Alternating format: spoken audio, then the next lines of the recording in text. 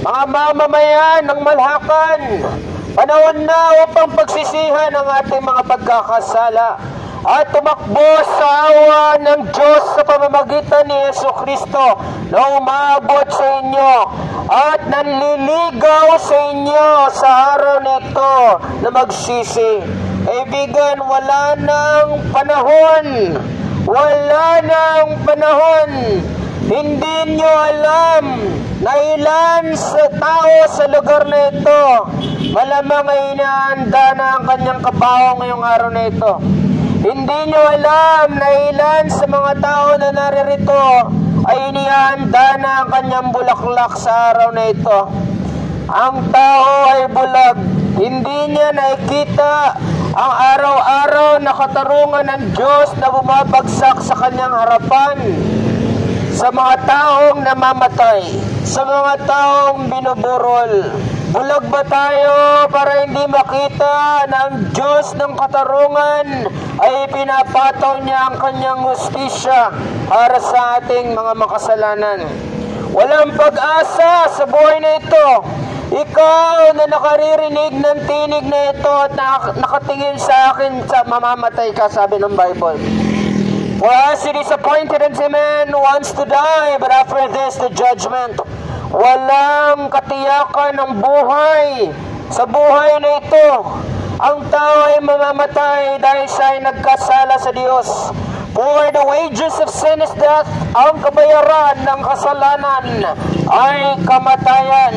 Kaya wala kayong kilalang taong hindi namamatay dahil ang lahat ay kinapitan ng kasalanan at pinaglihi sa kasalanan. Ngunit napakadakilang balita, mayroong kapatawaran ang taong magsisisi. Mayroong buhay na walang hanggan ang taong mananampalataya sa bugtong na anak ng Diyos. Napakagandang balita, kaibigan. May kapatawaran sa ating mga pagkakasala. Oo, lumapit lamang tayo kay Jesucristo. Mapapatawad tayo sa ating mga pagkakasala. Si Jesucristo ay bugtong na anak ng Diyos, nabuhay ng matuwid dito sa lupa 2,000 taon na nakararaan. Si Jesus, ibinigay niya ang kanyang buhay doon sa krus upang mamatay para sa sangkatauhan. For God so loved the world that He gave His only begotten Son, that whosoever believeth in Him should not perish but have everlasting life. Ibinigay ng Diyos ang kanyang bugtong na anak upang mamatay para sa atin. Si Jesus ang tumanggap ng katarungan ng Diyos na nararapat ay tayo. Si Jesus ang uminom ng ating impyerno. Si Jesucristo ang tumanggap ng buong galit ng Diyos on our behalf. The Bible says in 2 Corinthians 5:21, For He hath made Him to be sin for us who knew no sin, that we might be made the righteousness of God in Him. Si Jesus ay naging kasalanan dahil sa atin. Ang kasalanan ng sangkatauhan ay pinatong sa ulo ng bugtong na anak ng Diyos, kung kaya't siya ay namatay. Kaibigan, napakagandang balita. Mayroong umako sa ating mga pagkakasala. Mayroong sumalo sa ating kaparusahan. At yun ay si Jesucristo. Si Jesus ay binaboy ng sangkatauhan upang tayo ay magkaroon ng kapatawaran sa ating mga pagkakasala. Si Jesus ay tinraidor ng kanyang mismong disipulo. Siya ay hindi piniluhaan ng kanyang pamilya. Si Jesus ay tinakwil, sinuka ng bansang Israel, ang mismong bansa niya. Si Jesus ay pinagkanulo, nilatigo, sinuntok, tinadyakan, pinagmumura, pinaglaruan, labas ang laman at buto sa kanyang likuran, dulot ng latigo.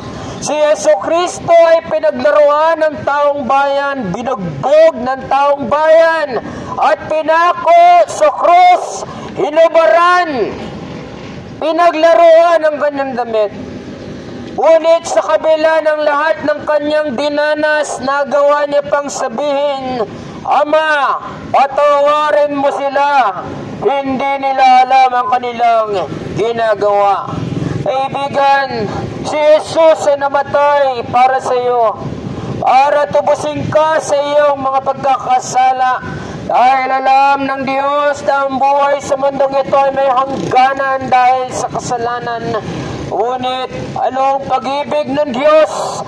Hindi niya nais na ang bawat tao ay mapahamak at tutungo sa impyerno.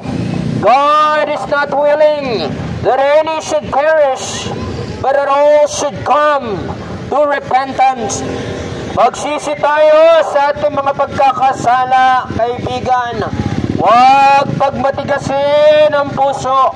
Lumapit sa bugtong na anak ng Diyos na umabot sa inyo ngayon sa pamamagitan ng banal na salita na ipinangangaral sa inyong harapan. Walang pag-asa sa buhay na ito kundi kay Kristo. Kaibigan, pagsisihan natin ang ating mga pagkakasala. Sapat ang dugo ni Jesucristo upang tubusin tayo sa ating mga pagkakasala.